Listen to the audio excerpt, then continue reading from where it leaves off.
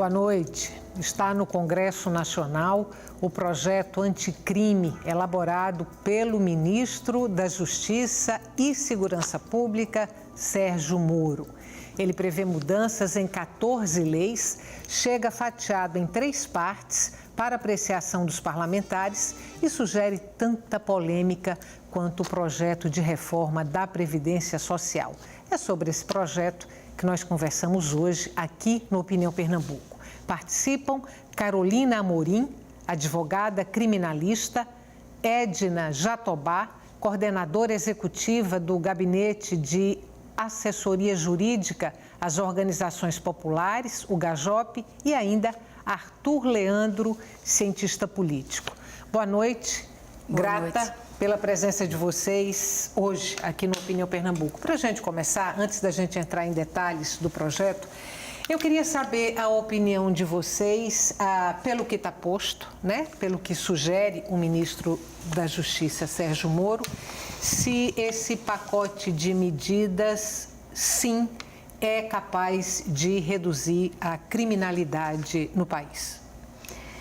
Boa noite, Estela. Boa noite a todos os presentes e boa noite aos ouvintes e telespectadores. No meu entender, Estela, ele não supre a necessidade de uma reforma ampla no sistema penal, né? Foi um projeto que foi pensado por um juiz e não discutido com a academia e não discutido com as entidades, não foi discutido com o IDDD, com o IBCCRIM, né, com as OABs, com a Defensoria Pública. E ele traz somente a necessidade vista por um juiz na aplicação que ele dava aos processos dele, né? E por isso o projeto falha em diversos pontos, que a gente vai tratar aqui depois esses pontos.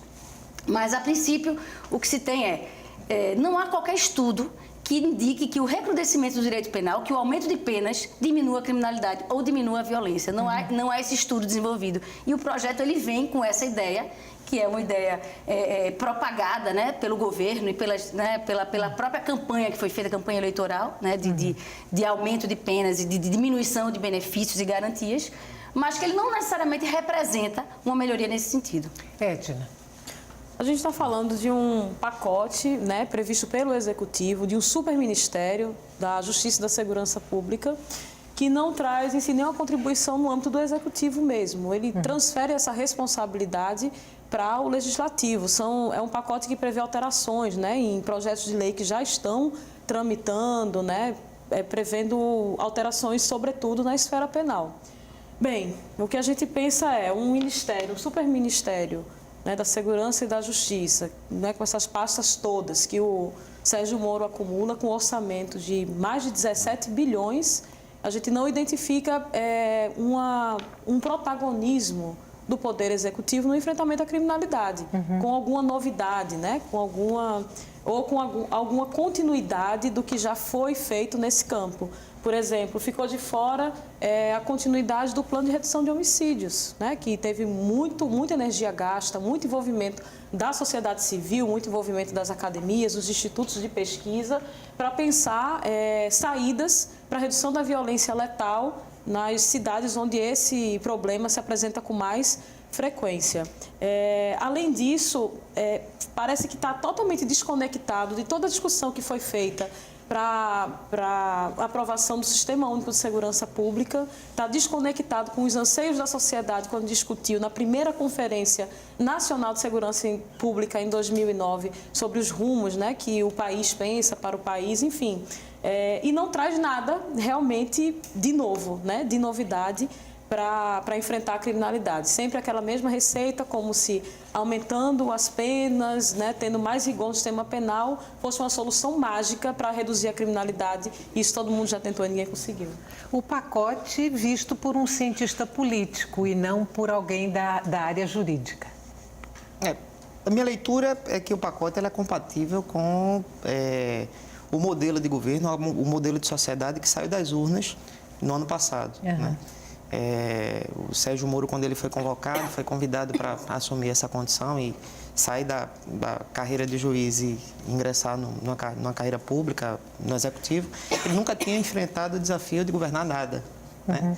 Então, o pacote, né, as medidas, eles refletem um pouco esse perfil, né? O olhar do juiz está muito presente, né? Tanto é que a estratégia básica da intervenção vai pela modificação do sistema penal, modificação legislativa, e isso reflete o momento do país, e também com o fato de que a leitura que foi encampada pelo governo acerca dos problemas de segurança pública, que gozaram de apoio e de certo respaldo, de certo apelo perante a população, eles estão sendo implementados pelo mecanismo de que o governo dispõe hoje.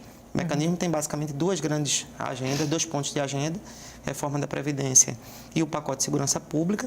O prazo do governo para tentar viabilizar essas pautas é um prazo muito curto, que o governo já começa gozando de tendo que enfrentar uma oposição sistemática, articulada, a oposição muito mais articulada do que o governo. Então, o tempo do governo, aquela lua de mel que se fala de 6 meses, é mais curta nesse caso específico. Então, o momento em que o pacote foi anunciado, inclusive, ele antecedeu ao encaminhamento da reforma da Previdência, basicamente para tentar aproveitar uma agenda que tem apelo popular, né, como pavimentando o caminho para uma agenda que é sabidamente impopular. Por uma série de atropelos na dificuldade de articulação política do governo, os 2 pacotes terminaram sendo encaminhados no mesmo momento, né, o que pode gerar dificuldade do ponto de vista da aprovação dos projetos no Congresso, o fato deles estarem sendo apresentados ao mesmo tempo. Você acha que o projeto de reforma da Previdência, que é um projeto antipopular, pode contaminar a votação do projeto, do pacote de medidas aí elaborado por Sérgio Moro, é isso? A minha leitura é de que a dificuldade de articulação política do governo pode atrapalhar ambos os projetos. Certo. Né? Então, o projeto que foi desenvolvido pela equipe do ministro da Economia e o projeto apresentado pelo ministro da Justiça, eles precisam do protagonismo do governo na condição das 2 casas, e o governo está tendo dificuldade de exercer o seu papel. Agora, deixa eu ainda, sem entrar nos detalhes do projeto, deixa eu trazer aqui para vocês 2 informações. A primeira é uma pesquisa que foi realizada pela CNT em relação ao projeto, né, de medidas anticrime, anticorrupção. 62% das pessoas entrevistadas aprovam o projeto, 18,8% não aprovam e 19,2% não souberam responder. Agora há pouco também terminou uma reunião, um encontro entre o ministro Sérgio Moro e prefeitos da Frente Nacional de Prefeitos do Brasil, e com a participação aí de 50 prefeitos, e essa Frente Nacional de Prefeitos anunciou apoio ao pacote de medidas. A minha pergunta é, se a gente somar o resultado dessa pesquisa, se pegar aí como referência de aceitação popular em relação às medidas propostas por Moro, se a gente pegar aí a fala em favor também do projeto dos prefeitos, isso pode fortalecer o projeto lá no Congresso Nacional? Bem, Estela, tudo vai depender da forma como o projeto é apresentado. O projeto está sendo apresentado como uma solução aos problemas que são graves, né? A gente sabe que a gente tem um sistema penitenciário falido. Então, se apresenta isso como uma forma de diminuir violência, né? de resolver esses problemas, a sociedade vai aplaudir, vai aceitar. Resta saber como funciona na prática isso, a real efetividade dessas normas que estão sendo trazidas, né? Quantas normas a gente já tem nesse sentido de aumento de penas, de endurecimento, de tirar progressões, diminuir progressões de regime, como a Lei de Crimes Hediondos de 1990. Então, assim, quando a gente observa quanto já se apresentou e nenhuma solução foi trazida na prática, nenhum benefício foi trazido na prática. Então, é claro que a sociedade, nesse ímpeto de vamos aumentar a segurança pública, né, vamos diminuir a criminalidade, ela vai aplaudir qualquer projeto que venha e que ela não conheça os seus pormenores. A gente tem que voltar para o que está dizendo, não essa pesquisa, não até o que os prefeitos dizem, mas o que os operadores do direito, né, a defensoria, até mesmo os magistrados, os próprios magistrados, a gente já tem aí notas de associação de magistrados que estão apontando críticas severas a esse projeto, né? Então, o que é que os operadores do direito, os estudiosos da criminologia, os cientistas políticos têm a dizer do resultado dessas medidas na prática? Então, isso é que a gente tem que se faltar a ver. Em que segmentos estão as maiores resistências a esse pacote de medidas anunciado aí por Sérgio Moro, que mexe em 14 leis? É uma pergunta que eu não consigo responder com exatidão. Mas ninguém em sã consciência é contra um projeto, né, com o título de anticrime.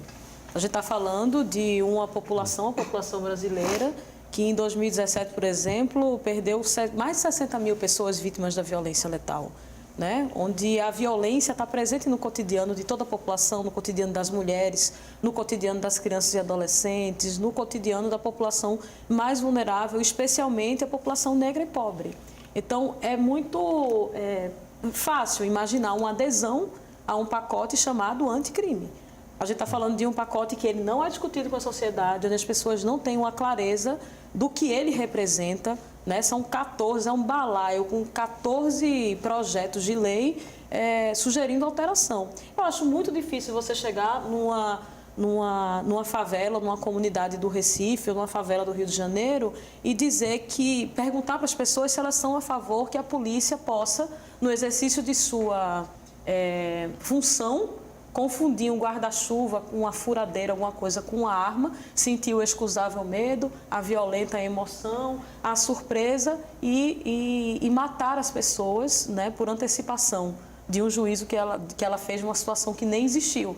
Eu acho muito difícil também que as pessoas nas comunidades, nos territórios populares, que sofrem com a violência letal dos maus policiais, né, a gente teve mais de 5.100 pessoas mortas em confronto com a polícia, também no ano de 2017. Então, as pessoas não vão concordar com a flexibilização de um excludente de licitude, quando esse excludente de licitude pode se voltar contra ela, contra os seus filhos, contra as pessoas da sua família.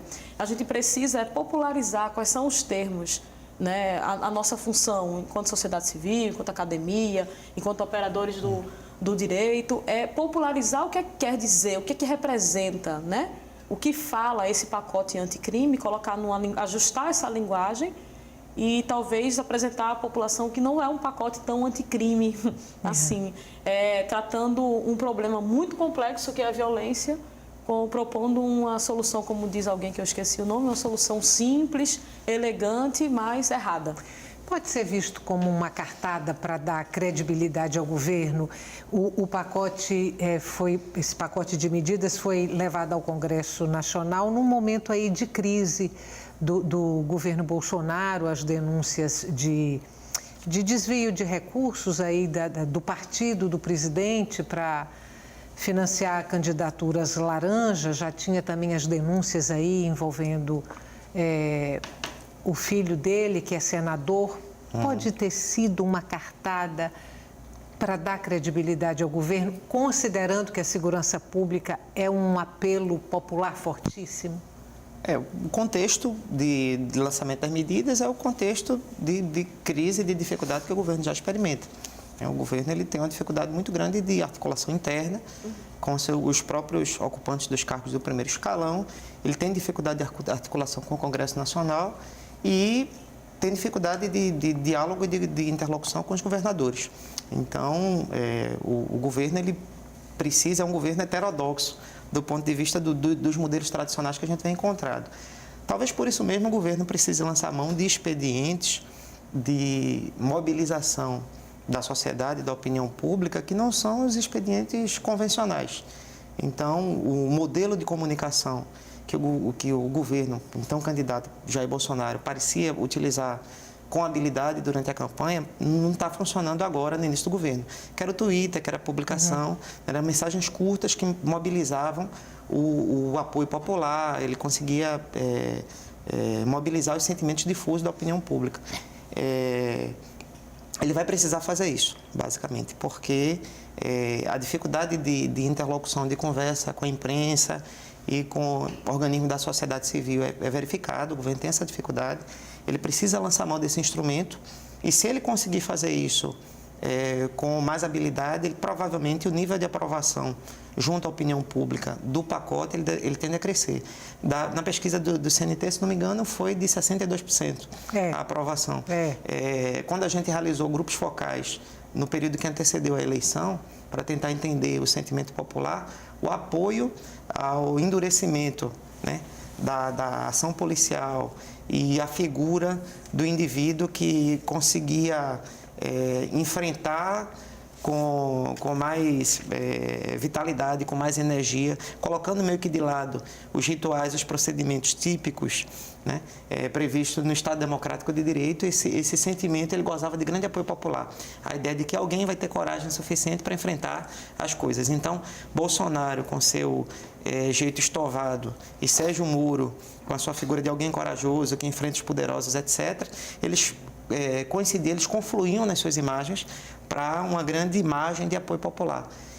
Do ponto de vista da condução, da viabilidade do projeto junto à opinião pública, essa imagem ela precisa ser trabalhada pelo governo. Basicamente porque Sérgio Moro está emprestando seu prestígio pessoal ao projeto, e esse prestígio ele não é muito grande junto aos congressistas. Tanto é que a decisão de fatiar o projeto, tirando a criminalização do Caixa 2, isso representa basicamente a resposta a uma demanda da base do próprio governo, que tinha dificuldades, que sofreria com dificuldades caso essa medida ela fosse criminalizada. Isso dificultaria a aprovação do projeto. Vamos fazer um intervalo curtinho, aí daqui a pouco, no próximo bloco, a gente vai detalhando um pouco o projeto, né? Nosso intervalo é curto, você sabe, não saia daí. O tema de hoje do Opinião Pernambuco é o pacote de medidas do ministro da Justiça, Sérgio Moro, de combate à violência e à corrupção. Até já.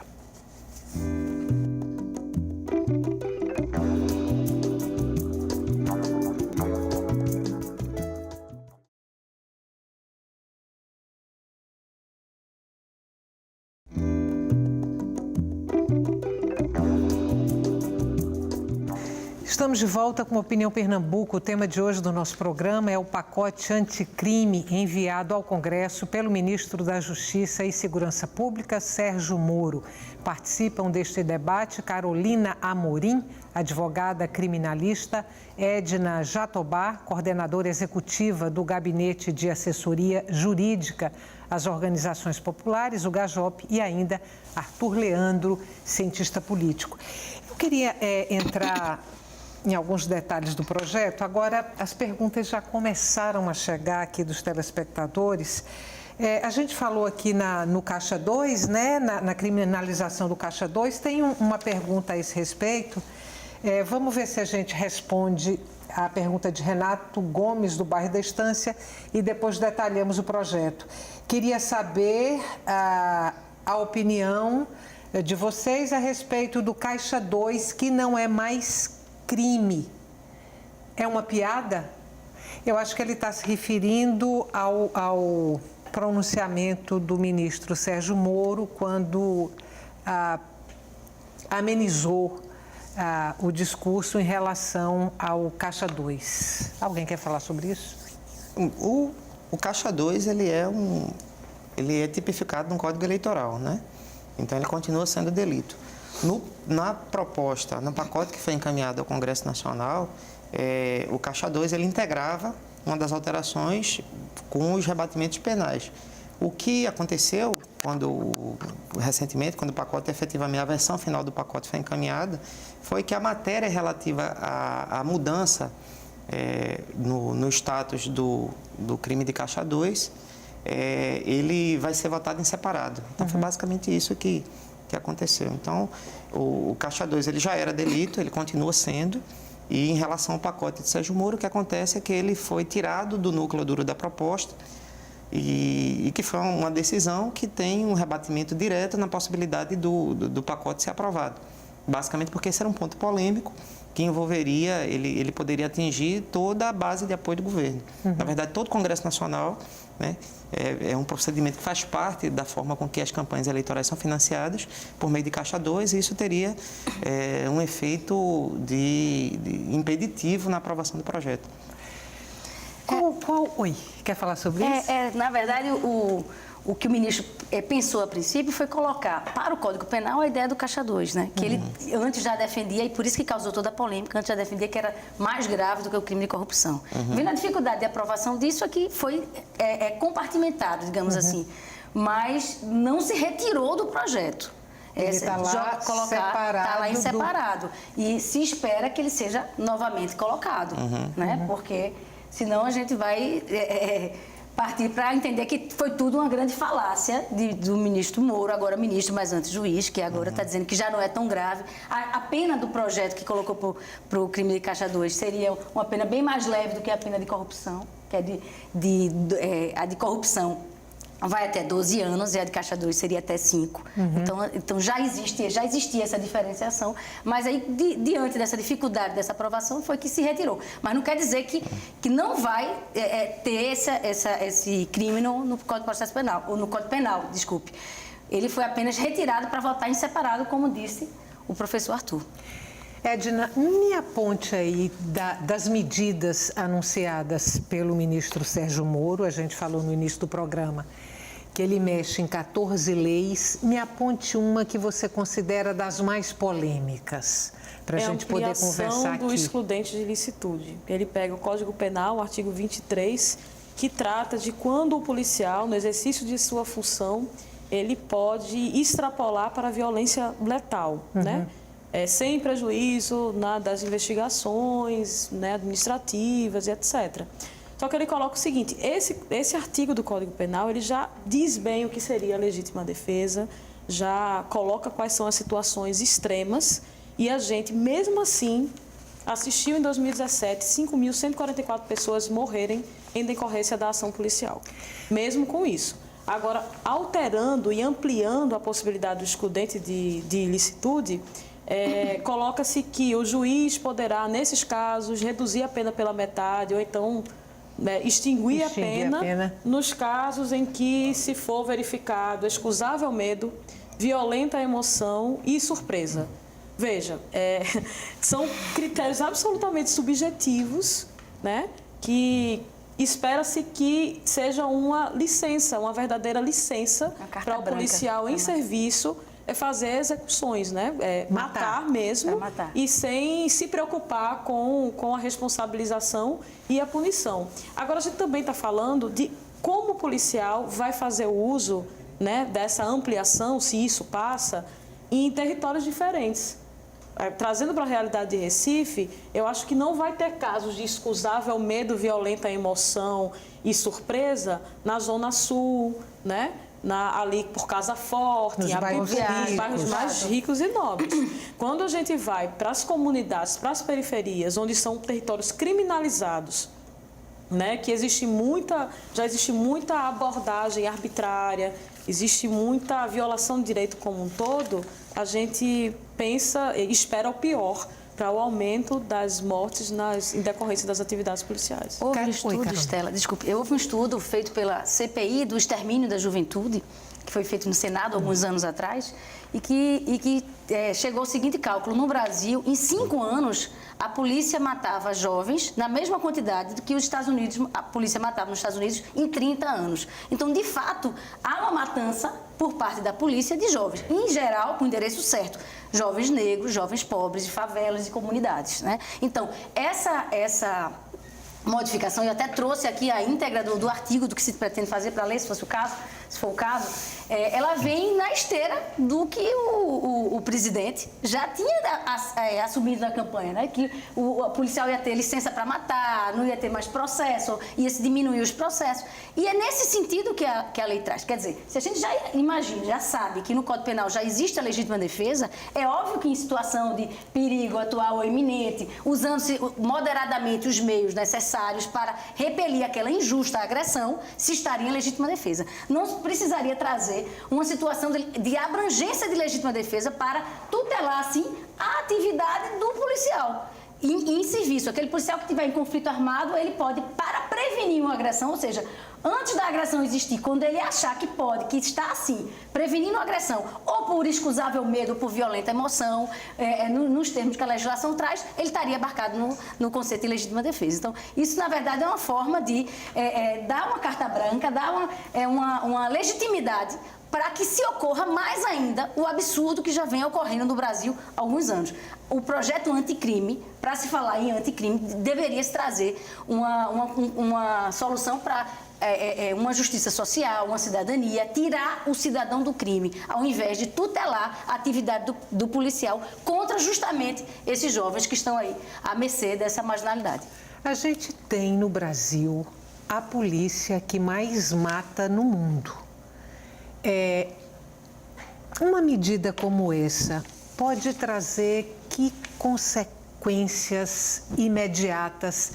Estou sempre te perguntando, assim, esperando uma resposta sua à luz da ciência política. A ciência política é um universo, né? Existem várias interpretações e várias possibilidades analíticas. Talvez comentando o dado concreto que você traz, é que o projeto, eu acho que ele leva em consideração o fato de que a polícia é uma das polícias que mais mata no mundo, mas também é das polícias que mais morre, né?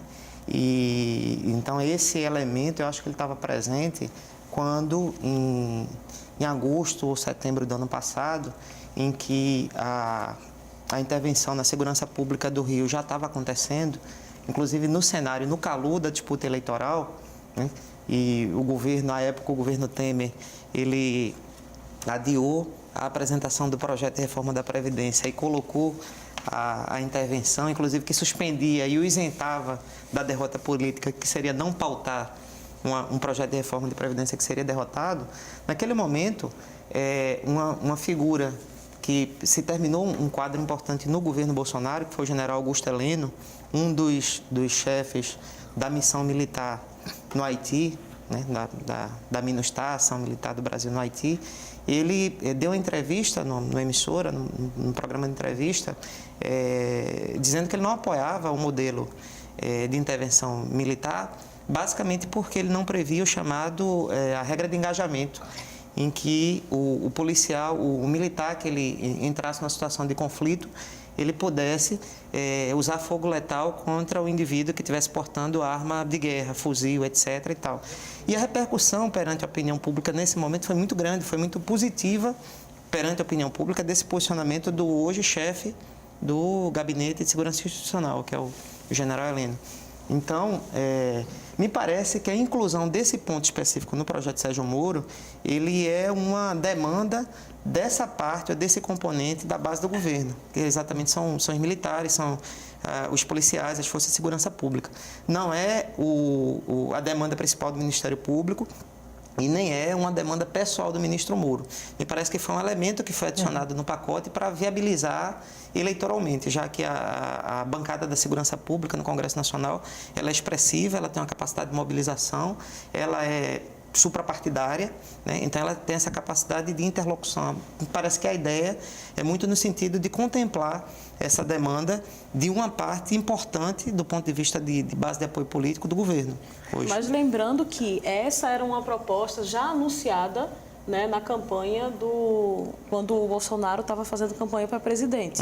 Ele tem algumas propostas no campo da segurança pública, propostas reticentes, sem nenhum estudo de impacto, né, a responsabilidade político-criminal zero, mas já estava lá anunciada. É um jeito também de incorporar esse desejo, né, essa proposta dele, entre outras, nesse pacote anticrime.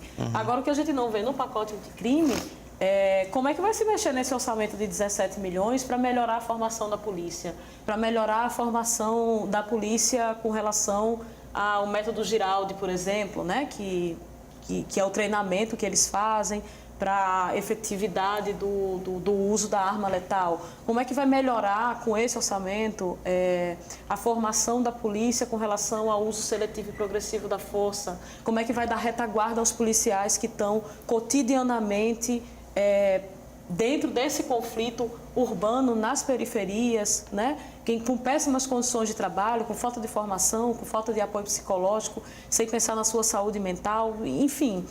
Existe uma série de medidas, inclusive medidas mais transversais, né, que extrapolem a esfera penal, que não estão contempladas nesse pacote anticrime. Então, como eu disse, você tratar a violência, que é um fenômeno muitíssimo complexo, com uma resposta e a resposta penal. Uma resposta muito mal dada, muito mal preparada e sem nenhum estudo de impacto que justifique a implementação dessas leis. Dá para fazer um prognóstico assim da aceitação no Congresso, especificamente dessa medida? Você acha que é uma medida que passa pelo Esse Congresso? Ponto dos policiais da legítima defesa? Exatamente.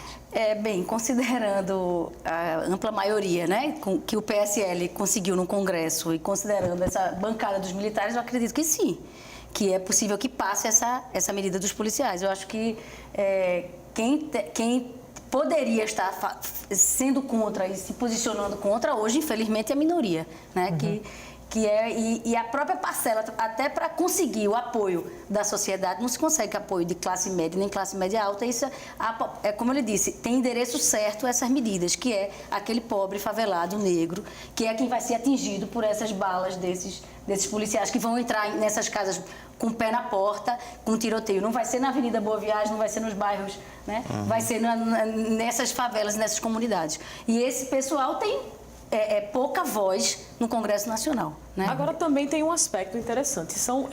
É um pacote com propostas, né, projetos de lei, alteração legislativa. E são vários. A gente sabe o tempo de tramitação, né, dessas leis, o quanto demora, o quanto é discutido, o quanto vai, o quanto volta. E mesmo contando com toda essa ambiência, né, essa recepção positiva da sociedade desse pacote anticrime, né, da mobilização da bancada da bala, da ampla articulação em torno desse tema, existe também uma resistência, né, dentro das duas casas. E a resistência, ao menos, para demorar mais tempo para tramitar, né, para fazer substitutivo, para passar nas comissões. Então, também não é um processo tão fácil que a gente já está, né, entregando os pontos e dizendo que já está dado. Não, tem resistência, tem espaço para discutir com a sociedade, tem espaço para disputar cada movimento legislativo, porque ele vai para lá, para as duas casas, tem que tramitar nos dois lugares. É uma demora, a gente pede audiência pública e aí vai seguindo. Passando primeiro pela Comissão de Constituição e Justiça, exatamente, que eu acho que não tá constituída ainda, tá? A principal dificuldade que eu vejo do ponto de vista da organização das comissões e de aprovar no Congresso, ou talvez o maior desafio para o governo, seja exatamente um ponto do processo de negociação que a gente não tem prestado muita atenção, que são os governos dos estados. Né?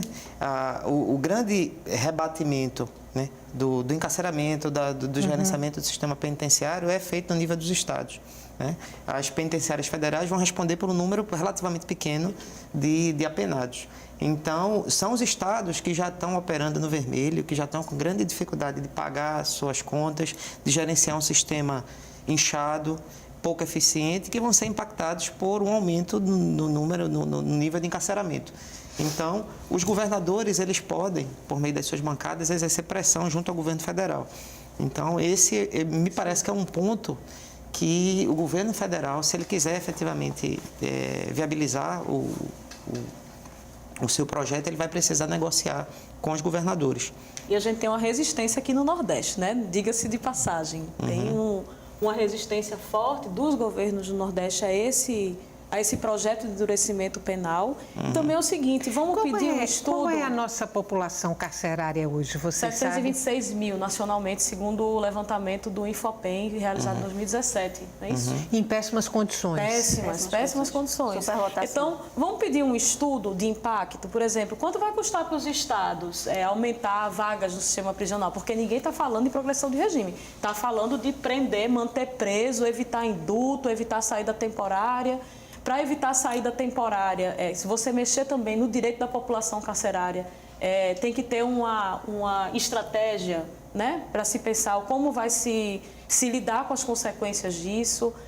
Progressão de regime, se não tiver, vai ter que criar mais vaga. Como é que vai ser? Quem vai criar? Com que dinheiro? Com que recurso? Com o recurso do governo federal ou com o recurso dos estados, que, como o professor disse, já estão operando no vermelho? Então, é uma discussão que a gente precisa, né, fazer ela de forma ampliada, entender quais são as consequências de todas essas alterações, né, na legislação penal e saber como é que isso vai se dar na prática. A OAB já se pronunciou oficialmente? A OAB Federal criou uma comissão para estudo desse projeto. Né, e aí selecionou diversos penalistas do Brasil. Aqui em Pernambuco tem Ademar Higueira, faz parte, né? E está se discutindo justamente para mostrar as falhas, de sugestões, etc. Mas não só a OAB Federal. As OABs em todos os estados estão também se articulando junto com instituições, com associações, né, dos operadores do direito. Então, eu acho que a pressão que essas instituições estão fazendo e vão começar a fazer, né, a partir dessa discussão, que ainda é um pouco incipiente, né, hoje, inclusive, a OAB de São Paulo fez uma audiência pública com a participação de diversas entidades e foi um debate riquíssimo sobre isso. E choveram críticas e sugestões, né, de mudança do projeto. Então, a grande maioria é crítica. Então, quando isso for chegando aos congressistas, isso vai gerando, sim, um impacto, porque, afinal, é a comunidade acadêmica e a comunidade jurídica que está falando. Uhum. A gente também está se organizando, enquanto Rede de Justiça Criminal, para criar um antipacote, né? Para mostrar quais são as alterações, as possíveis alterações legislativas dos projetos de lei que estão caminhando, que podem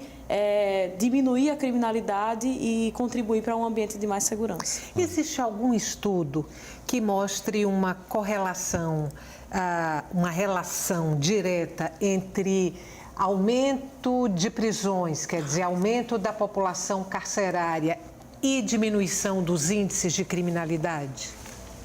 Talvez o grande desafio não seja exatamente quantitativo, no caso brasileiro, mas basicamente um desafio qualitativo, né? A relação entre o encarceramento e os níveis de criminalidade, eles estão muito relacionados com a certeza de que o delito ele vai ser acompanhado de uma pena, né? Dizendo do fundamento aí histórico do direito penal, né? A ideia de que a cada crime ele corresponde a uma sanção. Então, a impunidade, ou a sensação de impunidade, quando ela é difusa na sociedade, isso aumenta significativamente a taxa de incidência de crime, mais até do que o efeito reverso que teria um endurecimento da pena correspondente. Então, penas mais duras não necessariamente significam redução na taxa de crimes, mas a certeza de que o delinquente ele vai ser preso, né? Isso certamente tem um efeito na redução da taxa de criminalidade. Talvez por isso o grande desafio para o governo, a partir da aprovação do pacote, seja exatamente melhorar a investigação policial, né? Trabalho, e essa parte é uma parte que ela está pouco explorada no projeto. Vamos fazer mais um intervalo curtinho, a gente volta daqui a pouco, não saia daí o pacote de medidas anti-violência, anticorrupção, apresentado ao Congresso Nacional pelo ministro Sérgio Moro, é o tema de hoje do nosso programa. Até já.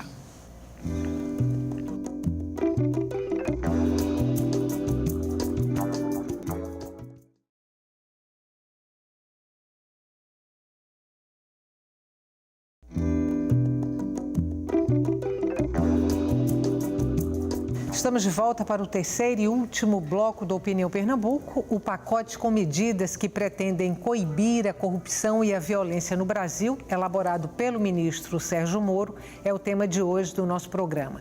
Participam Carolina Morim, advogada criminalista, Edna Jatobá, coordenadora executiva do Gabinete de Assessoria Jurídica às Organizações Populares, o GAJOP, e ainda Arthur Leandro, cientista político.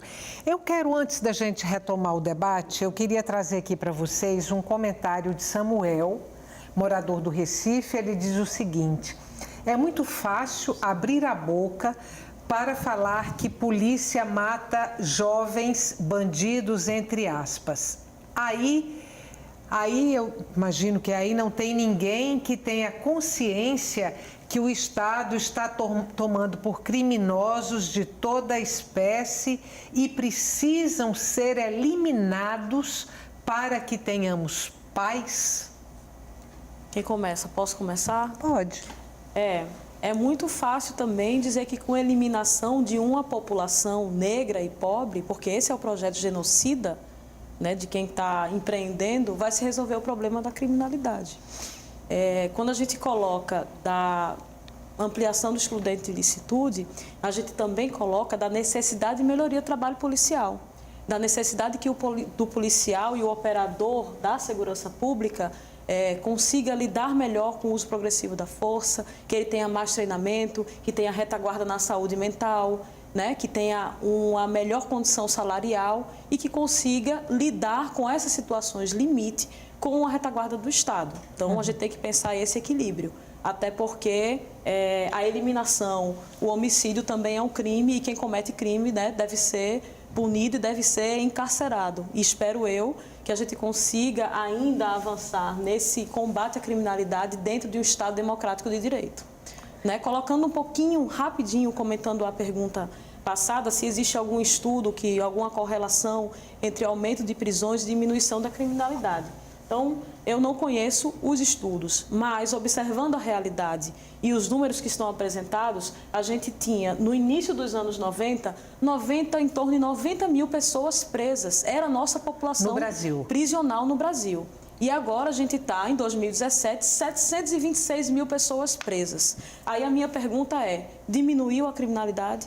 Diminuiu a violência letal? Resolveu? Me parece que não. Me parece que foi alimentado, né, um sistema penal de sobremaneira que no próprio projeto, no próprio pacote anticrime, o Moro dá status jurídico às facções e às organizações criminosas que estão lá do lado de dentro, né, sob a tutela do Estado, organizando o crime e a violência, aumentando a violência letal, porque a prisão ela gera violência e isso é o que me parece que está comprovado pela realidade. Vamos passar por um outro ponto do pacote apresentado pelo ministro e para vocês trazerem as observações de vocês, por favor. Vamos lá. Um outro ponto muito polêmico, Estela, é o monitoramento das conversas entre advogado e cliente dentro dos presídios. E o pacote traz especificamente a possibilidade de gravação, de haver essa gravação, esse monitoramento ambiental dentro dos presídios, inclusive nos parlatórios, onde quando tiver visitas, ele estiver recebendo visitas e advogado. Como é que se daria esse monitoramento?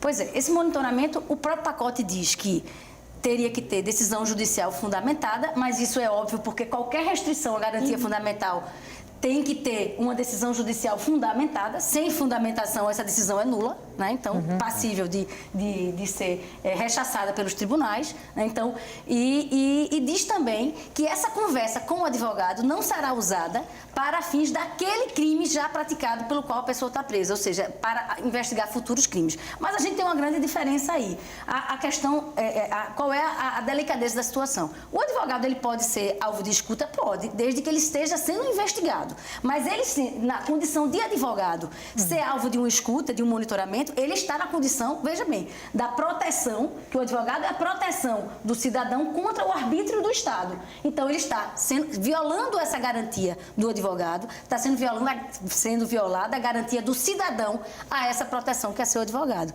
Então, a gente tem um risco enorme com essas escutas, porque o advogado está sendo escutado não na condição de investigado, e sim na condição de advogado. E a gente tem, por exemplo, o que foi alardeado aí na imprensa, quando o ministro Sérgio Moro, que até ali atrás era juiz, determinou uma escuta do escritório de advocacia Teixeira Martins, que é o escritório que defendia Lula. Né? Então, o escritório depois chegou para a imprensa e disse que quando obteve todas as escutas telefônicas, os áudios, né? que lhe interessavam, veio junto um organograma montado dentro do judiciário, por quem não se sabe, das estratégias de defesa. Ou seja, se estava ouvindo as estratégias de defesa de Lula e do seu advogado, para usar em quê? Então, que perigo que se vai causar, né? Que se vai trazer o monitoramento das conversas de advogado e cliente. Arthur, eu queria uma escolha sua, algum ponto do pacote, alguma medida proposta pelo ministro Sérgio Moro que tenha lhe chamado a atenção? Eu acho que a presença, né, a apresentação de um instituto novo no direito brasileiro, que é o plea bargain, né, que é basicamente a possibilidade de pactuação entre o acusado e o Ministério Público antes da instauração do processo judicial. Hoje a gente tem a figura tem a possibilidade da delação premiada, mas ela é diferente, né? Porque o delator ele precisa apresentar fatos, ele precisa indicar alguém, enquanto que no plea bargain o indivíduo que está sendo acusado ele pode simplesmente assumir a responsabilidade da acusação e negociar a sua pena. Então, a presença desse elemento é que me parece novo. Esse elemento em particular ele não foi maturado perante a opinião pública, ele não foi maturado nos meios judiciais, e eu acho que ele poderia ter algum tipo de resistência, até pelo que há de inusitado, né? Os elementos que são ligados à apresentação das 12 medidas contra a corrupção tiveram um processo, inclusive, de maturação pela mobilização do sentimento popular. Então, eu não destacaria nenhum elemento das 12 medidas, a parte das 12 medidas que foi incorporada, nem no tocante à possibilidade de execução penal já na segunda instância. Mas o plea bargain eu acho que é um elemento controvertido. Edna, só lembrando para vocês que o tempo da gente está se esgotando, tá bom? Edna, um ponto que você queira comentar da medida. Eu acho que são esses os pontos, né, que foram levantados. Excludente de ilicitude, a possibilidade de acordos penais, né, a escuta da conversa dos advogados. Eu fiquei muito impactada com essa questão de você conferir, né, colocar lá o nome das facções dentro da parte onde ele fala das organizações criminosas. Né? Eu achei muito curioso como é que isso se opera. Estão todas as facções lá mesmo, né? As facções conseguiram um status jurídico, finalmente, porque elas estão citadas no pacote anticrime. Certo, as facções estão lá no pacote anticrime, mas a gente também não percebe, dentro dessas 14 leis que eles estão propondo a mudança, uma coisa que realmente dê fim e dê solução ao sistema prisional complexado como a gente tem no país e no Estado. Ao contrário, se pensa numa escalada, né, no aumento dessa população prisional, que já é a 3ª maior do planeta. A gente está atrás apenas de Estados Unidos e China. Algum prognóstico seu, assim, de prazo para votação desse pacote de medidas, desse projeto? Você acha que vai andar logo? Eu acho que o governo tinha mais pressa de apresentar do que exatamente de aprovar. Né? O grande peso e talvez a grande capacidade de capilaridade do governo junto aos grupos de interesse, isso é exatamente a aprovação da reforma da Previdência. Eu acho que o benefício político ele vem muito mais da apresentação do que efetivamente da aprovação e da implantação dela. Né? 1 minuto para você. Bem, eu acho que o projeto falhou em diversos pontos, eu acredito até que na maioria dos pontos, porque não foi um projeto pensado para diminuir a criminalidade. Foi um projeto pensado para o recrudescimento do direito penal, ou seja, para um projeto aflitivo para aumentar o encarceramento. Né? E pela própria experiência brasileira, já se entende que essa não é a solução de trazer justiça social, mais cidadania, de tirar os jovens da criminalidade. Isso sim seria um projeto anticrime e para isso teria que se discutir com a comunidade acadêmica, com os criminólogos e com toda a sociedade. Boa noite, mais uma vez. Muito obrigada. Até um próximo encontro. Para você que está em casa, muito obrigada pela companhia até agora, muito obrigada pela participação no programa. Infelizmente, eu não pude trazer aqui todas as perguntas e todos os comentários, mas agradeço imensamente e o Opinião Pernambuco volta amanhã.